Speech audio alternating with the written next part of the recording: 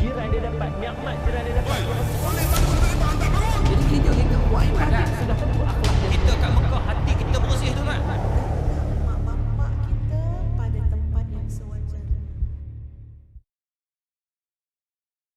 Kali pertama saya sampai sini, terima kasih kerana bagi ruang untuk saya berkongsi pandangan dan nasihat yang berkait dengan agama kita, yang berkait dengan keimanan dan akidah kita sebagai orang Islam.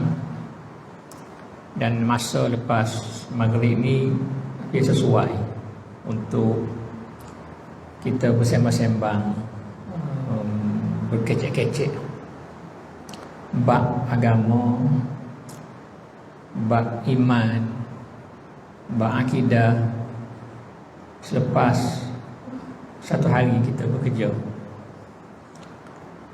Waja'alna al-laila libasa waja'alna an-nahara ma'asha. Malam Tuhan jadikan untuk kita berehat, siang untuk cari kehidupan. Jadi bila masuk waktu maghrib, kebetulan di negara kita ini time dan waktu matahari dia stabil. Walaupun kalau di setengah-setengah negara, di negara Eropah contoh sekarang masih sejuk, masjid maghrib dia tengah sedap buat kerja lagi. Maghrib 3:30, pukul 4 dah maghrib dah, kita kerja tak habis lagi. Tapi kita di negara kita ini khatul istiwa, tropika. Jadi masa sangat cantik, sesuai waktu bekerja kita dengan waktu masuk maghrib dan waktu berehat daripada bekerja. Antara doa yang Nabi ajar dalam tasyahud akhir, sunat, yang disebut dalam hadis Rasulullah SAW. Dalam tasyahud akhir sunat kita doa, Allahumma inni a'udzubika min azabi jahannam wa a'udzubika min azabil qabr wa a'udzubika min fitnatil masiihid dajjal wa a'udzubika min fitnatil mahya wal mamat. Ada pelbagai riwayat doa, tetapi aturannya lebih kurang begitu, atau kama qala sallallahu alaihi wasallam. Dalam doa ni ada 4 perkara yang kita minta berlindung daripada Allah Subhanahu Wa Taala, dan mudah-mudahan kita selamat dalam berdepan dengan 4 perkara ni. Satunya, Allahumma inni a'udzubika min azabi jahannam. Ya Allah, aku minta berlindung dengan Engkau daripada azab jahannam, daripada azab neraka. Azab neraka Tuhan syaddan kepada orang yang tidak beriman kepada Allah Subhanahu Wa Taala. Kita orang beriman akan masuk dalam syurga Allah. Ini beza antara kita terima iman dan kita tolak iman. Yang membezakan kita layak masuk syurga dan terhindar daripada api neraka kalau kita beriman kepada Allah Subhanahu Wa Taala. Oleh kerana itu kita minta berlindung dengan Allah daripada masuk dalam nerakanya, yang tidak ada orang yang sanggup masuk ke dalam itu. Dan yang kedua, kita berdoa, wa a'udzubika min azabil qabr. Minta berlindung daripada kena azab kubur. Hidup kita ini dia tidak sudah dengan atas dunia ini. Selepas dunia ni kita masuk alam barzakh, alam kubur, sebelum menuju ke hari akhirat. Transit situ dulu. Masa kita transit ini, sama ada kita diberi nikmat oleh Allah Subhanahu Wa Taala ataupun diberi azab, maka kita minta berlindung daripada diberi azab. Walaupun transit, azab tak ada orang nak, sekejap tak ada orang nak. Kalau orang tanya kita, boleh tak satu saat test makan dengan api, tak ada orang nak.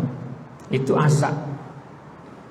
Jadi kita minta berlindung daripada Allah Subhanahu Wa Taala daripada azab kubur. Jadi perjalanan hidup manusia ni tidak berhenti atas hidup atas dunia ni saja. Dia kena tengok juga, ambil kira juga masa masuk dalam kubur nanti. Kalau atas dunia selesa, tak semesti masuk dalam kubur selesa. Jadi kita minta berlindung daripada azab kubur. Dan yang ketiganya, a'udzubika min fitnatil masihid dajjal. Aku minta berlindung daripada fitnah dajjal. Fitnah dajjal ni fitnah antara syarat-syarat kiamat, tanda-tanda kiamat hak besar, keluarnya dajjal.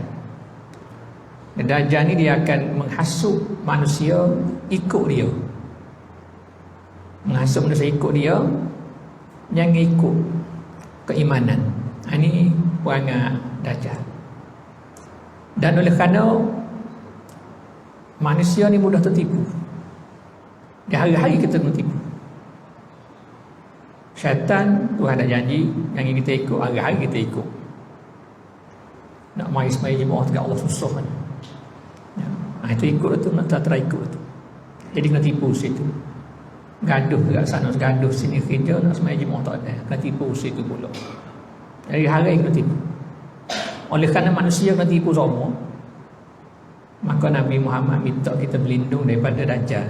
Hak tu ramai pula kena tipu. Ramai orang yang akan ikut dajjal. Kerana dajjal ni dia ramai tunjuk benda comel, ramai orang minat. Dan dajjal disebut oleh hadis, maka wala takunu fitnatan hatta taqum as-saah a'zama min fitnatid dajjal. Tidak ada fitnah yang berlaku sehingga yang lebih besar sehingga berlakunya kiamat selain dari fitnah dajjal. Sebut fitnah tu kerana ramai orang tertipu. Wa ma min nabiyyin illa wa hazzara qaumahu ad-dajjal. Dan tidak ada nabi dibangkitkan kecuali nabi itu akan peringat pada umat dia, beringatlah dengan dajjal yang akan lahir di akhir zaman, yang akan terbit di akhir zaman, memfitnah, jadi fitnah. Maka kita minta berlindung daripada dajjal. Dan yang ketiga, doa tu kita minta berlindung, wa a'udzubika min fitnatil mahya wal mamat. Aku minta berlindung daripada fitnah mamat, al-mahya wal mamat.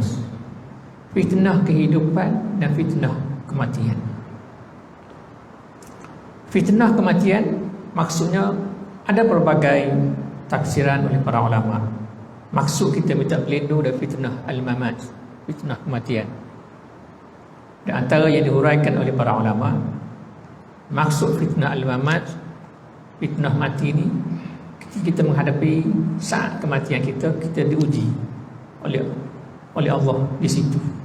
Ada orang berat menghadapi saat kematiannya, sakaratul maut, itu berat. Dan ada ulama yang mentafsirkan maksud fitnatul mamat di sini ialah fitnah azab kubur, supaya orang mula-mula tak adil. Dan kita minta berlindung selain fitnatul mamat, fitnatul mahya wal mamat, fitnah kehidupan. Fitnah kehidupan ni hak kita learn, hak kita dah ada learn ni masa kita hidup ni, ini fitnah kehidupan. Kalau hak lain tu fitnah minta berlindung daripada azab neraka jahanam, tak lagi lah, mudah atas dunia lagi. Minta berlindung daripada azab kubur, tak lagi lah kita ni, mudah hidup lagi. Minta berlindung daripada dajjal, tak jumpa dajjal lagi lah, tak lagi tengok lagi lah, keluar mata sebutir, main hidup kaca manusia, tak dapat tengok lagi lah. Hak tiga tu kita tak berdepan lagi. Fitnah fitnatul al-mamat, fitnah mati, tak lagi lah begitu, hidup lagi. Fitnatul mahya, hak ni kita tak berdepan. Hak ni kita dah ada hari-hari dalam ni. Maka doa ni Nabi ajar supaya kita minta berlindung daripada benda yang tak berlaku lagi tu, takut-takut kena kita, dan kita boleh mengelak dari perkara tersebut. Dan Nabi ajar juga kita minta berlindung daripada benda kita tak ada lah ni sudah hadapinya setiap hari dalam hidup kita. Fitnah kehidupan ni banyak. Fitnah harta benda, fitnah anak keluarga, fitnah kuasa duk agama, fitnah apa nama ni perempuan, ni fitnah juga. Antara benda yang menjadi fitnah besar kepada manusia, wanita. Jadi manusia bala kerana perempuan, manusia bala kerana harta, bala kerana kuasa, dan manusia berbala kerana anak-anak. Maka dia menjadi fitnah. Kalau kita tengok fitnah yang disebut dalam hadis ni, dan kita tengok pula pada bab perkara ni secara keseluruhannya, maka dia rapat dengan bab akidah kita. Dia berkait dengan cara dengan bab kepercayaan kita, keyakinan kita kepada Allah Subhanahu Wa Taala. Azab kubur dia berkait dengan akidah. Azab neraka berkait dengan akidah, kita kena percaya berlaku. Ni benda termasuk dalam perkara-perkara ghaib, perkara sam'iyat. Dalam kita mengaji akidah, ada 3 perkara kita mengaji. Satu, kita mengaji bab ketuhanan, al-ilahiyat. Satu, kita mengaji bab an-nubuwas, bab nabi-nabi, kena kenal nabi itu. Dan selagi kita mengaji bab as-sam'iyat, benda-benda ghaib, benda-benda yang kita nak fikir juga ising. Dia kena hak wahyu ayat, hak Tuhan raya, hak Nabi bercerita, baru dia tahu di sam'iyat. Jadi azab kubur, azab neraka, tak usah kaji, tak usah fikirlah. Yang jadi isi, fikir lagi tu bukan setakat isi apa berat. Sebab benda tu tak masuk dalam benda fikir. Benda namanya sam'iyat, benda kita terima, kita dengar daripada Nabi, kita dengar daripada Al-Quran cerita benda-benda ni. Jadi semua benda ni berkait dengan akidah belaka.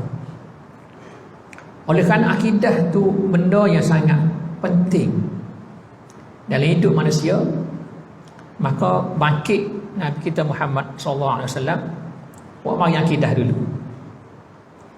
Maka ajar supaya percaya kepada Allah, percaya kepada Rasul. Itulah yang membezakan antara seorang manusia yang beriman dengan seorang yang tidak beriman kepada Allah Subhanahu Wa Taala. Dan beriman itu tandanya dia berserah diri kepada Allah Subhanahu Wa Taala. Dan beriman itu tandanya dia patuh kepada Allah Subhanahu Wa Taala. Maka oleh kerana benda akidah ni benda yang Nabi kena royak, Nabi kena bercerita, maka Nabi diutuskan oleh Allah Subhanahu Wa Taala, maka benda nak pasok kemah kemi akidah dululah. Maka Nabi dibangkitkan di Mekah, maka 13 tahun di Mekah tu banyaknya akidah belaka. Kenapa? Kerana nak pasok dalam hidup kita ni, dalam kepercayaan kita, supaya kita yakin agama ni agama yang benar. Wa sammakumul muslimina min qablu wa fi hadha. Allah yang memberi nama kamu ni orang Islam belaka. Min qablu wa fi hadha. Sebelum ni pun kita Islam, umat sebelum daripada Muhammad SAW. Dan hak ni pun, hak Allah ni pun, hak Nabi bawa ni pun Islam lah kita. Maka oleh kerana itu kita betul, kita terima agama ni dengan tidak payah. Beranak-beranak Islam dah kita, tak susah. Itu hidayah. Itu nikmat yang tidak boleh kita nak banding dengan segala macam nikmat yang ada atas dunia ni. Kerana nikmat hidayah itu nikmat yang paling baik sekali, yang paling mahal sekali. Yang kalau Tuhan tak bagi nikmat itu, beza sekali, sama ada confirm tak masuk syurga dah kalau tak ada nikmat Islam ni. Oleh kerana kita diberi nikmat agama ni, maka kita dah beralih sekali, dah masuk ke syurga Allah Subhanahu Wa Taala. Nabi ajar le doa ni mengenai akidah, mengenai akidah, dan mengenai kita minta berlindung nak depan atas barang atas dunia ni. Jadi terkandung dalam doa ini 2 barang. Barang akhirat, barang akidah, barang hidup atas dunia ni. Maka munasabah Nabi ajar supaya kita baca doa ni dalam tasyahud akhir. Selepas kita tasyahud akhir, selepas selawat tu baca doa ni. Allahumma inni a'udzubika min azabi jahannam wa a'udzubika min azabin nar min azabil qabr wa a'udzubika min fitnatil al-masih ad-dajjal wa a'udzubika min fitnatil mahya wal mamat. Kita minta 4 perkara tu berlaku. Setiap kali lepas semaya, lepas tasyahud bukan lepas semaya, lepas tasyahud akhir. Oleh kerana akidah ni dia tak sudah dengan cahaya gitu kan. Dia akidah tu benda tak dapat tengok. Kalau jalan 2 orang, seorang kafir, seorang muslim, nak nampak tak boleh beza sebab nak nampak tengok. Kalau kita di negara kita ni, kita mudah cek pasal cek kalau orang Melayu Islam lah, cek gitu je lah. Tapi ada di negara-negara, kalau di Indonesia lain dah. Kalau pergi ke Bali, ke Danau Toba, tu rupa-rupa dah. Nak cek tak boleh dah. Muslim dengan kafir nak cek tak boleh dah. Sebab benda akidah ni benda melibatkan keyakinan, kepercayaan kita kepada Allah dan kepada Rasul, dan nak tengok tak apa kepercayaan ni. Maka diregukan dengan akidah itu amalan pula. Maka Tuhan turunkan pula syariat. Dengan sebab itu, untuk sempurna iman seorang tu dan untuk dia boleh hidup dengan mudah, dengan senang atas dunia dan juga akhirat, maka dia kena pula beramal dengan hak dia yakin tu. Maka dengan sebab itu difirmankan dalam Al-Quran, man amila salihan min dzakarin aw unsa wa huwa mu'minun falanuhyiyannahu hayatan thayyibah wa lanajziyannahu ajrahu bi ahsani ma kanu ya'malun.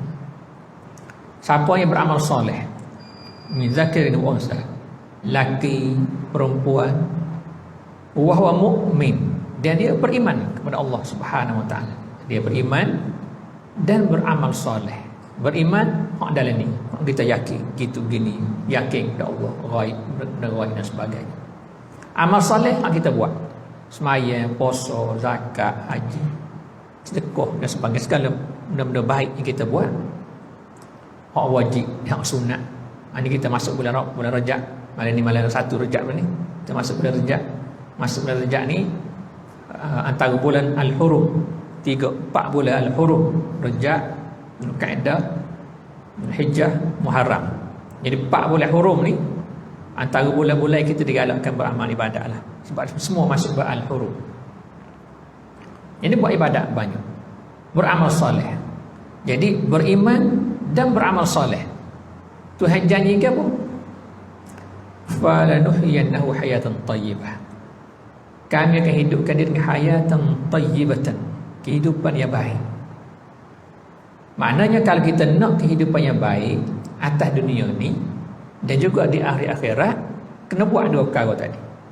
Satu, beriman dengan sesungguhnya, yakin kepada Allah, dan beramal soleh. Tak kira lelaki dan puan serupa. Dan Tuhan sebut min zakarin aw unsa, lelaki dan perempuan. Maka oleh kerana agama Allah ini diregu antara akidah, kepercayaan dengan syariat, dengan beramal ibadat, maka manusia kena patuh kepada segala ajaran yang dibawa oleh Nabi Muhammad SAW. Barulah cukup kakah orang panggil untuk dia masuk syurga Allah Subhanahu wa taala. Kalau beriman saja tak beramal, tak cukup kakah orang panggil, tak cukup alat. Beriman yakin ke Tuhan, yakin ke Rasul, amal tak ada. Dia masuk syurga juga tapi ngujung lah, jalur jeruk dulu dalam neraka, kemudian baru masuk. Tak tahu apa kata tahu, baru masuk syurga. Selagi dia beriman kepada Allah Subhanahu wa taala. Jadi ini kecantikan yang ada pada agama Allah Subhanahu wa taala. Dia bukan semata-mata berkait dengan yakin, tapi juga beramal dengan apa yang dia yakin. Dan apa yang dia yakin itu pula mesti selaras dengan apa yang diajar oleh Al-Quran dan oleh Nabi Muhammad SAW. Dan dia beramal itu pula mesti selaras juga dengan apa yang disuruh dalam Al-Quran dan ditunjukkan oleh Muhammad sallallahu alaihi wasallam. Maka berimpunglah dua perkara yang selaras dari segi akidah dan selaras dari segi amal ibadahnya. Oleh kerana itu, berakidah ni mungkin kita nak pasok molek. Terutamanya akhir-akhir ni kita berdepan dengan banyak perkara yang menggugat akidah kita orang Islam. Kita diserang dengan pelbagai bentuk serangan yang boleh menggugat akidah kita orang Islam. Dan kadang-kadang tanpa sedar dia mai kosek iman kita. Dan sebab itu kalau kita mengaji, masa budak-budak lagi kita mengaji mata jahara, kita mengaji, kita pasok molek anak-anak kita yakin kepada Allah, yakin kepada Rasul. Pasok molek kami kita duk mengaji. Sebab tu mata jahara dia mula dengan fakullu man kullifa sya'an wajaba alai an ya'rifa ma qad wajaba lillahi wal jaiza wal mumtani'a wa mislaza li rusulihi fastami'a idh kullu man qallada bit tauhidi imanuhu lam yakhlu min tardidi. Kalau ni kita pasok anak-anak kita, setiap orang yang mukallaf wajib dia kenal apa yang wajib bagi Allah, apa yang harus, apa yang mustahil bagi Allah. Hak Rasul pun begitu juga. Kita ajar apa yang wajib, apa yang harus bagi Rasul. Dan orang yang bertaklid dalam bab ni, maka dia tak cukup iman. Dalam bab beriman tak boleh kita ikut orang. Apa percaya Tuhan dah, tu iman royak dia tu. Kita pun ikut dia. Tak boleh gitu. Dalam bab akidah ni. Siapa Rasul Nabi Muhammad? Nabi Muhammad. Siapa Allah ni, apa namanya, berkuasa ke tidak? Berkuasa. Dalilnya tu iman royak. Dia kena ada, dia ada yakin tu, tak boleh percaya kat orang. Bab akidah ni kita kena yakin sendiri. Sampai satu peringkat kita yakin, berasakan yakin ni mungkin berasakan dari dalil yang kita makruah, adalah yang ada dalam Quran, dan yang kita tengok manzur. Kita tengok. Sebab tu kita ngaji sifat 20, diajar ajak budak lagi kita ajar pasok. Sebab tu comel ngaji sifat 20 ni. Susunnya sangat comel. Kita ngaji dalil Tuhan ada baharu sekian makhluk. Kita pasok dalam kita punya akidah kita. Dalil Tuhan tersedia kala baharu sekian alam, sekian makhluk. Dalil Tuhan qiyamu bi nafsi baharu sekian makhluk. Kita ajar kita supaya manusia ini dia beriman itu, dia ada asas. Kenapa dia beriman itu? Kerana beriman itu kerana tengok ke makhluk ni, maka dia yakin kepada Allah Subhanahu wa ta'ala. Maka itu terlepas daripada taklid. Dengan sebab itu pengajian yang berasaskan kepada susunan dan sifat 20 yang disusun oleh para ulama kita, itu the best dalam mempertahankan akidah, khususnya dalam kita berdepan dengan cabaran-cabaran yang ada pada hari ini. Sebab kita kenal sifat Allah Subhanahu wa ta'ala komplit. Kita ngaji sifat 20, lepas tu kita kata Tuhan juga bersifat segala sifat yang kamalat, yang kesempurnaan. Tapi 20 ni wajib kita kenal, wajib kita tahu. Paling kurang dia kenal 20. Hal lain tu kita secara ijmal kita kata Tuhan bersifat segala sifat yang kamalat, secara sifat yang segala sifat yang kesempurnaan itu milik Allah Subhanahu wa ta'ala. Oleh kerana kita pasok pada anak-anak kita, jak budak lagi dengan begitu, maka generasi dulu kita tak menghadapi masalah. Marilah apa cabaran pun, generasi dulu tak pernah menghadapi masalah dalam bab akidah. Generasi sekarang kita lihat, dan ada kaitan juga dengan tentangan yang cukup kuat yang masuk di kalangan negara-negara Islam, menjadi kita pula gonjang. Maka sebab itu mari pluralisme ni ajaran yang cuba nak menyamakan antara semua agama serupa. Tokoh dia belah kita Bandung, dia duduk belah di Jalidan Islam Liberal. Tokoh dia Ulul Absar nama dia. Ini antara yang mempromosikan menyamakan semua agama. Dia kata semua agama ni sama, semua agama ni menuju kepada kebenaran. Ketika itu kita telah menafikan kebenaran hakiki mutlak hanya kepada Islam ini. Sekali kita kata semua agama sama, kita dah nafilah. Kita percaya tadi. Kita duk belajar Allah itu yang wajib disembah dengan sebenar-benarnya. Rasul itulah, Muhammad itu Rasul. Dan kita percaya segala kitab-kitab yang diturunkan, segala malaikat. Kita percaya kepada Allah dan Qadar. Segala kita percaya tu utuh habis bila kita meyakini semua agama ni sama. Maka dengan sebab itu kita letak benteng di awal-awal lagi. Kita letak benteng di awal-awal lagi supaya manusia ini tidak mudah untuk gelincir keyakinannya kepada Allah Subhanahu Wa Taala. Dengan sebab itu baru ni bila pejabat mufti ada menulis memberi pandangan mengenai sekumpulan anak muda kita yang pergi membersih kuil di satu tempat. Kita menulis, pejabat mufti menulis, dan saya bagi pandangan ini tidak boleh. Berkongsi dan bersama dalam hal yang boleh membawa syirik, itu tak boleh. Dalam kehidupan antara hubungan antara orang Islam dengan orang bukan Islam, buat muamalah itu tak ada masalah.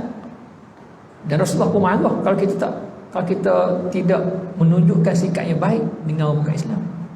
Man aza zimmiyan faqad azantum bil harb.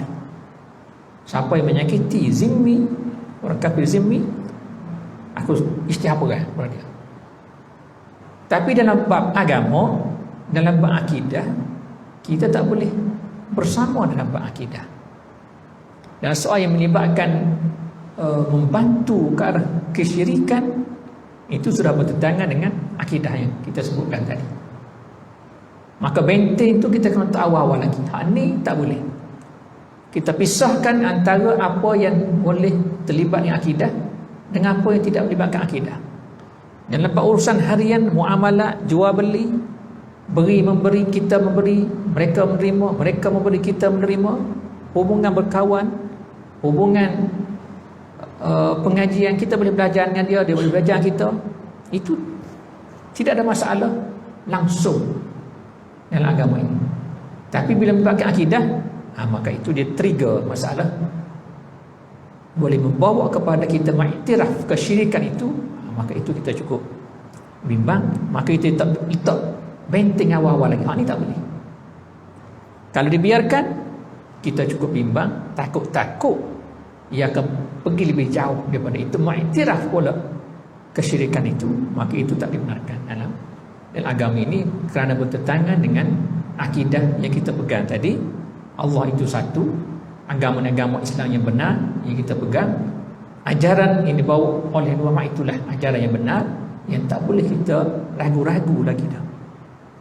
Jadi kita kena bezakan antara hal yang berkait dengan akidah dengan hal yang berkait dengan urusan harian muamalah antara manusia, dalam konteks hubungan kita antara Muslim dengan Muslim. Dan kita kena penuh beradab. Kita kena jaga adab. Adab kita dengan orang Islam, adab kita dengan orang bukan Islam, kita perlu jaga. Semua adab ni Tuhan ajar, belakang Nabi ajar. Cara kita berurusan antara satu sama lain. Hak jiran kita kena beri. Hak kejiranan, hak antara guru dengan murid. Mungkin orang ni berguru dengan orang bukan Islam. Orang bukan Islam menjadi guru dia, dengan ngaji. Itu hak sebagai guru, kita akan hormat sebagai guru.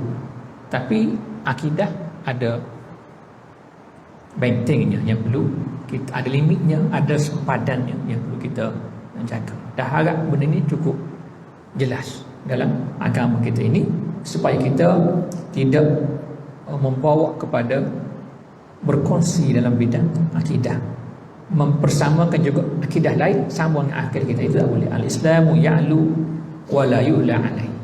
Dan daripada sinilah kita juga mengharamkan berkongsi raya. Raya dia, raya kita, raya kita, raya dia. Itu raya dia lah. Kita menghormati hak, perlu lebih hak mereka untuk berhari raya. Tetapi akidah, sempat akidah kita ada batas. Jadi berkongsi, sambutan kongsi raya ni tak dibenarkan. Kerana kita kena letak benteng, kita kena sekat dulu, takut-takut kita tajuk. Tergelincir akidah kita, itu tak padan. Tergelincir akidah tak padan dengan dengan hasil kita boleh daripada perbuatan tadi. Ini perkara jelas daripada akidah. Dalam soal akidah ni, satu lagi kita kena ada izzah. Kita kena ada rasa kemuliaan. Ada jati diri kita dalam akidah ni. Kita tak boleh mudah-mudah nak tawar-menawar dalam akidah. Ya, dibenarkan dalam bab yang berkaitan dengan urusan hari itu tidak ada masalah. Dan itu disuruh oleh Rasulullah SAW, diajar oleh Rasulullah SAW untuk berlaku baik. Yang adil, berlaku adil kepada semua manusia itu wajib. Inilah perkara yang cukup membimbangkan kita dalam bab akidah. Dalam doa tadi juga Nabi ajar tentang kita minta berlindung daripada fitnah dunia. Fitnatul al-mahya. Fitnah kehidupan. Kita hidup atas dunia ni, kita akan berdepan dengan pelbagai dugaan dan cubaan yang mengganggu gugat kadang-kadang keimanan kita kepada Allah Subhanahu wa taala. Dan fitnah ni kadang-kadang yang marilah bentuk bala yang kita tak suka. Dan ada mari fitnah dalam bentuk nikmat yang kita suka. Dua-dua tu ujian kepada manusia. Dan doa ni ajar kita minta berlindung daripada fitnah pada dua-dua ni. Ada orang yang menerima ujian, dia tak sabar. Tak sabar dan menerima ujian. Dan kadang-kadang dia tak mampu bersabar dan boleh bawa kekufuran kerana ketidaksabarannya itu. Dia dalam keadaan kesusahan, ada orang mari tolong, tapi itu dalam bentuk membawa tergelincir agama. Kristian masuk contoh. Kristian masuk dan manusia boleh tergelincir akidahnya kerana berada dalam kesusahan. Itu ujian bagi dia. Maka kita minta berlindung daripada fitnah itu. Kita firm dengan akidah kita. Ada manusia yang diuji dengan nikmat oleh Allah Subhanahu wa taala. Nikmat ni macam-macam lah. Dan dia tidak bersyukur dengan nikmatnya itu. Maka dia tergelincir akidahnya dengan nikmatnya yang diberikan oleh Allah Subhanahu wa taala. Hak ni pun banyak juga. Oleh kerana itu, dua-dua ujian ini sama ada yang berbentuk kesusahan dan berbentuk kesenangan, kita minta berlindung daripada Allah Subhanahu wa taala. Ini tidak menjadi fitnah pada kita firm dalam semua keadaan. Dan itulah sikap seorang mukmin. Nah, sebab itu hadis Nabi sebut ajaban li amril mukmin. Pelik sungguh urusan orang Islam ni. Iza massathu as-sarra syakara. Bila dia kena benda yang nikmat yang menyukurkan dia bersyukur kepada Allah Subhanahu wa taala. Fa kana khairan lahu, itu baik untuk dia. Wa iza massathu ad-darra, bila kena benda yang sakit, benda mudarat bagi dia, sabar, dia bersabar. Fa kana khairan lahu, maka itu baik bagi dia. Maka Nabi sebut ajaban li amril mukmin. Pelik urusan orang mukmin ini. Dalam dua-dua keadaan baik bagi dia. Tapi baik itu kalau dia bersabar, dia bersyukur kepada Allah Subhanahu wa taala. Doa yang Nabi ajar di atas tadi, yang saya baca di awal tadi, kita minta dua-dua tu tidak jadi fitnah. Minta berlindung dari fitnah dua-dua tadi. Sakit ke, senang ke, susah ke, kita minta, kita firm dengan agama Allah ini supaya kita dapat selamat hidup di dunia dan juga di hidup di akhirat. Berkait dengan dunia ni, rasanya perkara yang ramai manusia mudah tertipu ialah dengan kemewahan. Ini ramai kena mewah. Dengan sebab itu, dalam satu hadis Nabi ajar pada para sahabat, Nabi kata, izhad fid dunya yuhibbukallah, wazhad fi ma'iddan nas yuhibbukan nas. Kamu berlaku zuhudlah di atas dunia ini dengan Allah. Berlaku zuhudlah di dunia ini, nescaya Tuhan akan suka kepada kamu. Zuhud dengan Allah maksudnya dia tak tamak, walaupun benda tu halal. Tidak bersifat tamak dalam memperolehi sesuatu harta suatu nikmat walaupun benda tu halal. Itu dah berzuhud. Daripada sini ada sifat kita berhati-hati di dalam berurusan dengan dunia ini supaya takut-takut jatuh dalam perkara yang haram. Ada syubhat, kita elakkan. Takut-takut haram benda tu. Ada bahasa ragu-ragu, kita elakkan. Takut-takut haram benda tu. Maka izhad fi dunia yuhibbukallah. Bersikap zuhudlah atas dunia ini, Tuhan akan kasih kepada kamu.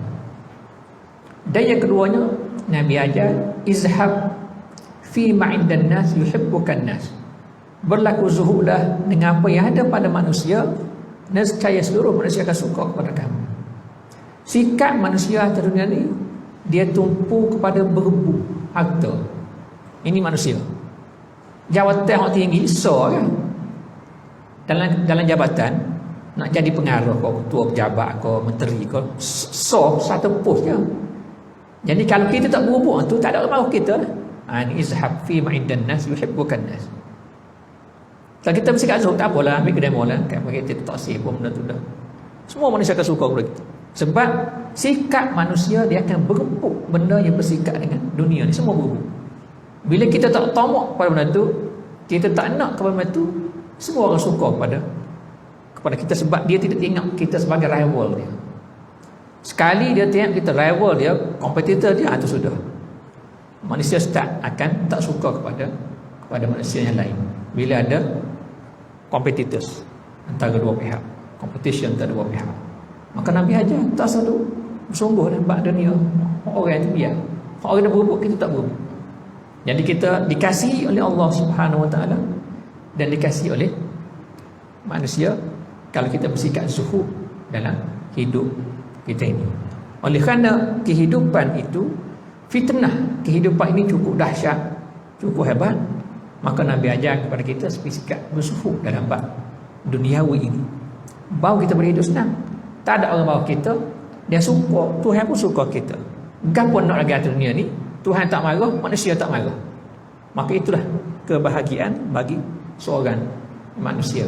Ajaran Islam ni dia sangat mudah untuk kita beramal. Prinsipnya cukup mudah. Cuma bila sampai kepada bab dunia, manusia jadi payah nak ikut. Ini yang menjadi bebanan pula pada hidup manusia ni, kerana bab dunia ni payah nak ikut. Maka kerana itu Nabi minta berlindung. A'udzubika min fitnatil mahya, daripada fitnah kehidupan.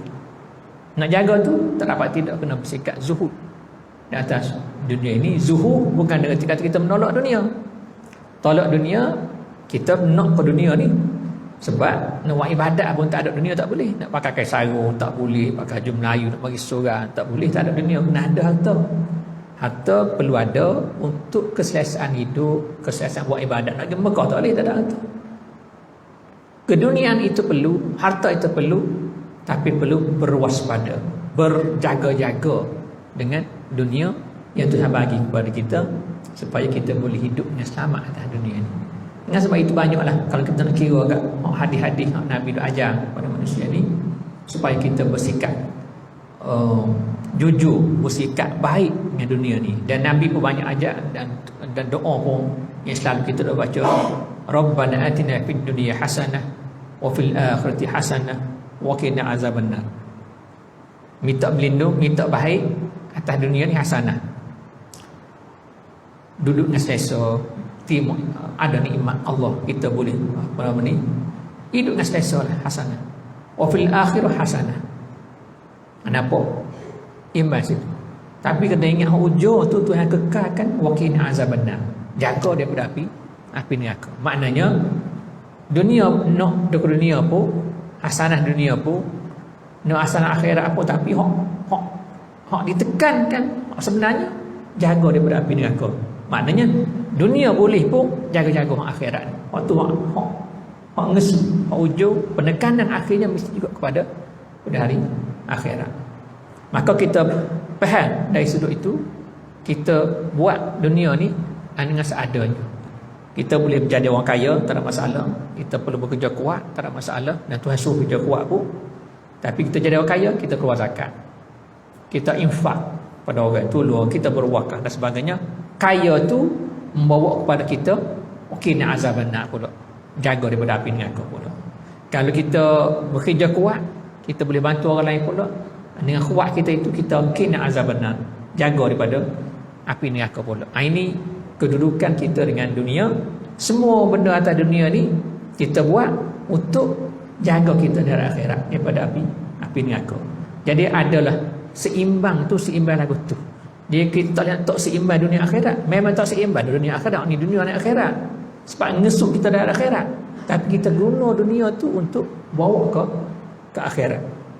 Penekanan tu sentiasa akhirat, bukannya dunia ini. Dunia tempat kita lalu, belah-belah lalu nak pergi ke akhirat. Tapi belah-belah pun kita bawa jabi banyak, susah sikit. Jangan bawa jabi banyak, bawa ke tempat nak gerak ke akhirat dengan mudah kalau bagasi tak banyak. Sekarang ni bagasi banyak dah, nak jalan payah. Kita perengah sikit bagasi dengan banyak melakukan perkara ibadat kepada Allah Subhanahu Wa Taala. Ini hubungan kita dengan dunia ni. Maka doa yang Nabi ajar, yang kita baca, sunat kita baca selepas tasyahud tu sudah merakumi semua perkara dalam hidup kita ini.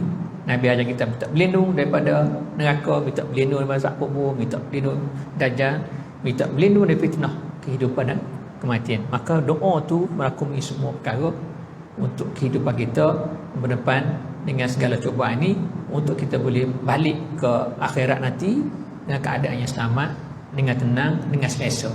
Sebab itulah hujung perjalanan hidup manusia ini. Dia bukan hujung di atas dunia ini. Jadi saya rasa setakat itulah dulu malam ni. Dah masuk waktu Isya. Mudah-mudahan segala perkara yang kita buat selama antara Maghrib dengan Isya ni, mendengar nasihat, dan saya juga ambil manfaat daripada apa yang saya beritahu. Mudah-mudahan ini jadi masuk dalam bekalan kita untuk bertemu dengan Allah Subhanahu Wa Taala di hari akhirat. Kerana hidup kita ini setiap minit, setiap saat itu counted. Setiap saat kita counted menuju ke hari kematian kita. Semua dikira. Jadi setiap saat itu kita penuhkanlah dengan perkara yang boleh kita terima hasil nikmatnya di hari akhirat nanti. Wabillahi taufiq hidayah. Wassalamualaikum warahmatullahi wabarakatuh.